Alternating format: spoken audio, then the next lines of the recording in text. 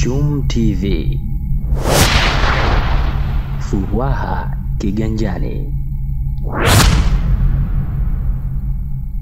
Katika msikiti wa Bama.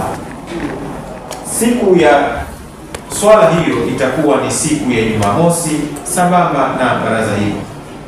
Siku hiyo viongozi mbalimbali na wananchi tutajumuika kuhakikisha kwamba tunaswali pamoja na baadaye kupata maelekezo ya serikali kuhusu baraza la Idi.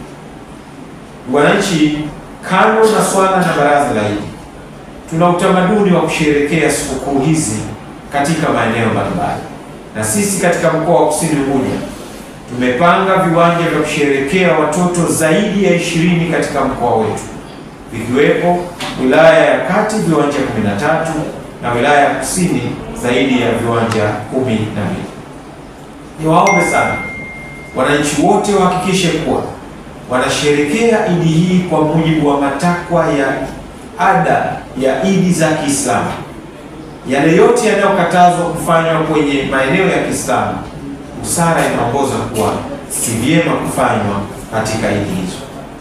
Lakini vile vile niwaombe wazazi na walezi wawe makini kufuatilia mienendo za watoto wao ili kuhakikisha kwamba usalama wa watoto hao wakiwa katika shamra za Eid al-Adha unaendelea kuzingatiwa. Jeshi la polisi na vyombo vingine vya ulinzi na usalama vitaendelea kuhakikisha kwamba hali ya usalama katika mkoa inazidi kuimarika ili wananchi waendelee kusherehekea Eid al-Adha kwa salama na amani.